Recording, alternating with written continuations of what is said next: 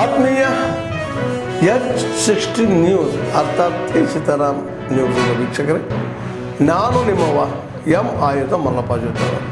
ತಾವು ಈಗ ಸುದ್ದಿಗಳ ಲೋಕಕ್ಕೆ ಎಂಟ್ರಿ ಹೊಡಿತಾ ಇದ್ದೀರಿ. ಈ ಸುದ್ದಿಗಳನ್ನು ಪ್ರತಿಯೊಂದು ನೋಡೋ ಜೊತೆಗೆ ನಿಮ್ಮ ಅಭಿಪ್ರಾಯಗಳನ್ನು ಹಚ್ತಾ ಇರಿ. ಯಾಕಂದರೆ ಈ ಸುದ್ದಿಗಳು ನಿಮಗಾಗಿ, ನಿಮ್ಮ ಬದುಕಿಗಾಗಿ, ನಿಮ್ಮ ವೈಚಾರಿಕೆಗಾಗಿ, ನಿಮ್ಮ ತಿಳುವಳಿಕೆಗಾಗಿಯೂ ನಿಮಗೂ ಗೊತ್ತು. ಜೊತೆಗೆ ನಮಗೂ ನಿಮ್ಮೊಂದಿಗೆ ಇದೊಂದು ಮಾತಾಡುವಂಥ ಜೊತೆಗೆ ಸುದ್ದಿಗಳನ್ನು ಬಿಡುವಂಥ ಕೆಲಸ. ಈ ಕೆಲಸದಲ್ಲಿ ನಾವು ನಿಮ್ಮೊಂದಿಗಿದ್ದೀವಿ ಅಂತ ಹೇಳ್ತಾ ನೋಡ್ತಾ ಇರಿ ಸುದ್ದಿಗಳನ್ನು.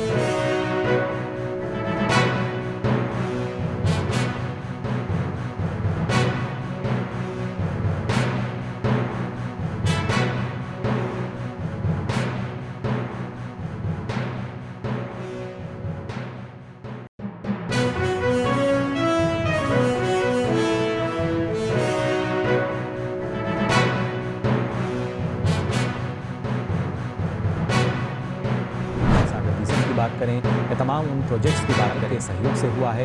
और ऐसे में इस यात्रा का हमारी सहयोगी जया लगातार हमारे साथ जुड़ी हुई हैं। जया, इन तस्वीरों में भी हम देख पा रहे हैं, मॉरिशस की हम इन तस्वीरों में आप देख सकते हैं। इसके साथ साथ जो मॉरिशस के प्रधानमंत्री हैं उन्होंने उनकी अगवानी की।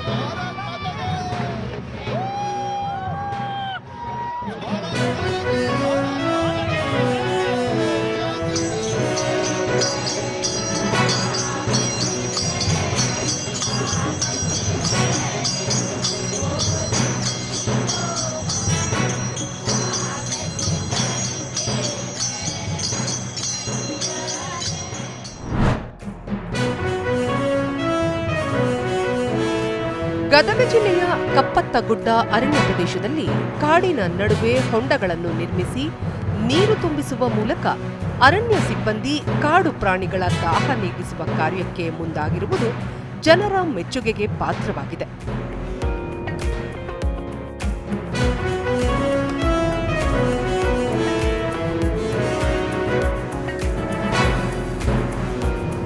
ಗದಗ ಸೇರಿದಂತೆ ಅಕ್ಕಪಕ್ಕದ ಜಿಲ್ಲೆ ಮತ್ತು ತಾಲೂಕುಗಳ 66 ಕಿಲೋಮೀಟರ್ ವ್ಯಾಪ್ತಿಯ ಸುಮಾರು 32,000 ಹೆಕ್ಟೇರ್ ಪ್ರದೇಶದಲ್ಲಿ ಹರಡಿಕೊಂಡಿರುವ ಕಪ್ಪತ್ತಗುಡ್ಡ ಅರಣ್ಯ ಪ್ರದೇಶ ಜೀವ ವೈವಿಧ್ಯತೆಯ ತಾಣವಾಗಿದ್ದು ಉತ್ತರ ಕರ್ನಾಟಕದ ಸಹ್ಯಾದ್ರಿ ಪರ್ವತ ಎಂದೇ ಹೆಸರು ಪಡೆದಿದೆ.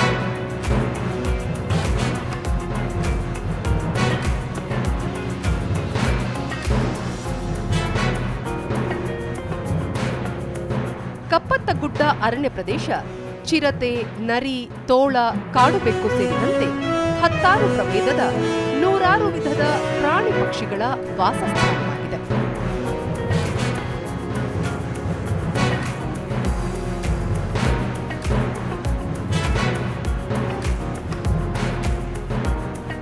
ಬೇಸಿಗೆಯಲ್ಲಿ ತೊರೆ, ಕೆರೆಗಳು ಬತ್ತಿ ಹೋಗಿ ಪ್ರಾಣಿ ಪಕ್ಷಿಗಳು ಕೃಷಿ ಜಮೀನುಗಳಿಗೆ ನುಗ್ಗಿ ಬೆಳೆಹಾನಿ ಮಾಡುವ ಪರಿಸ್ಥಿತಿ ನಿರ್ಮಾಣವಾಗುತ್ತದೆ. ಹೀಗಾಗಿ ಅರಣ್ಯ ಇಲಾಖೆ ಕಪ್ಪತ್ತಗುಡ್ಡದ ವಿವಿಧೆಡೆ ಸುಮಾರು 25ಕ್ಕೂ ಹೆಚ್ಚು ಹೊಂಡಗಳನ್ನು ನಿರ್ಮಿಸಿ ಮೂಕ ಜೀವಿಗಳಿಗೆ ನೀರುಣಿಸುವ ಕೆಲಸ ಮಾಡುತ್ತಿದೆ.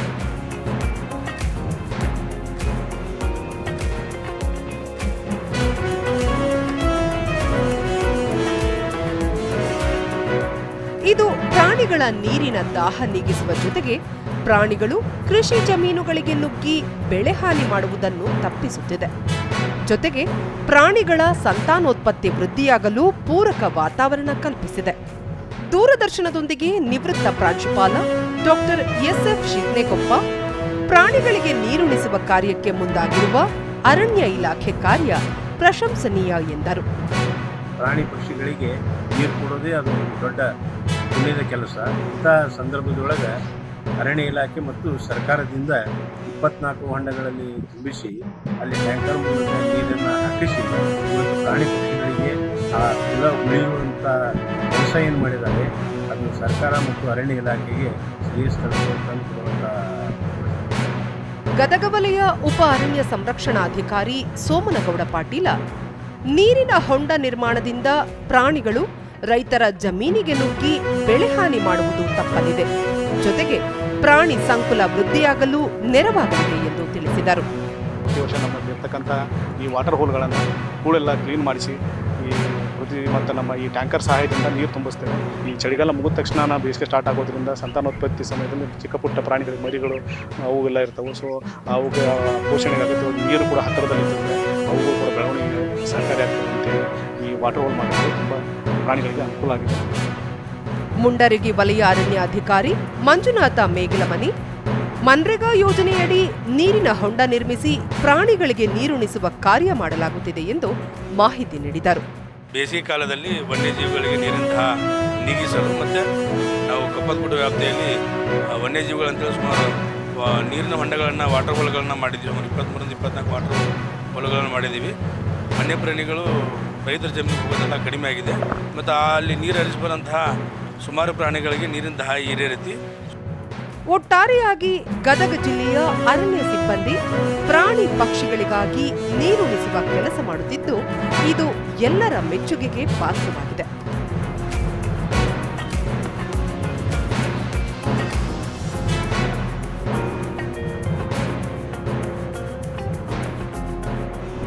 बार के सांसद हैं। आपके बाद भी आपके हर साल 3 किस्तों में 2000 रुपया डाले जाएंगे। मुझे बताते हुए प्रसन्नता है माननीय अध्यक्ष महोदय, अभी पिछले दिनों 24 फरवरी को इस योजना के 6 वर्ष पूरे हुए और लगभग 9 करोड़ 80 लाख किसानों के खाते में 22,000 करोड़ रुपए से ज्यादा की राशि बिहार के भागलपुर से डाली गई। और आज भी मैं सभी राज्य सरकारों से निवेदन करना चाहता हूं, क्योंकि हितग्राहियों की पहचान का प्राइमरी काम राज्य सरकारें करती है। अगर अब भी उनके राज्य में कोई पात्र हितग्राही शेष रह गया हो तो वो तुरंत ऑनलाइन रजिस्ट्रेशन करवाए। एक भी पात्र किसान शेष नहीं बचेगा, सबके खाते में पैसे जाएंगे। अध्यक्ष महोदय, 5 लाख से अधिक कॉमन सर्विस सेंटर है जहां पंजीकरण किसान करा सकते हैं, रजिस्ट्रेशन करा सकते हैं। मैं माननीय सदस्य को आश्वस्त करना चाहता हूं कि 3 अभियान हमने अभी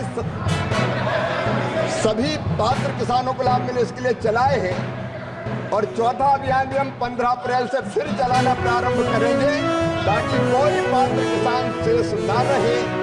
एक किसान को पीएम किसान सम्मान का लाभ देने के लिए हम कटिबद्ध हैं, हम प्रतिबद्ध हैं और उनको हम लाभ देंगे। ಆತ್ಮೀಯರೇ, ಎಲ್ಲ ಸುದ್ದಿಗಳನ್ನು ನೋಡಿದ್ರಲ್ಲ, ಏನು ಅನಿಸ್ತು ನಿಮಗೆ? ಇದರಲ್ಲೇ ನಿಮ್ಗೆ ಲೈಕ್ ಆಗಿರ್ಬೋದು, ಡಿಸ್ಲೈಕು ಆಗಿರ್ಬೋದು, ಕಾಮೆಂಟ್ ಬೇಡಪ್ಪ ಅಂತೂ ಅನಿಸಿರ್ಬೋದು, ಕಾಮೆಂಟ್ ಮಾಡಬೇಕಪ್ಪ ಅನಿಸ್ಬೋದು, ಶೇರ್ ಮಾಡಬಾರ್ದಪ್ಪ ಅನಿಸಿರ್ಬೋದು, ಮಾಡಬೇಕು ಅನಿಸಿರ್ಬೋದು. ಏನಾದರೂ ಆಗಲಿ ಶೇರ್ ಮಾಡ್ತಾಯಿರ್ರಿ, ಈ ನ್ಯೂಸ್ಗಳನ್ನ ಹಂಚ್ತಾ ಇರಿ, ಜೊತೆಗೆ ಇದಕ್ಕೆ ಸಬ್ಸ್ಕ್ರೈಬ್ ಆಗ್ತಾಯಿರಿ ಅಂತ ಹೇಳ್ತಾ H60 ನ್ಯೂಸ್ ಅರ್ಥಾತ್ ಹೇ ಸೀತಾರಾಮ್, ಇದು ಸತ್ಯದ ಕೈಗೆ ನಡಿ. ವಂದನೆಗಳು.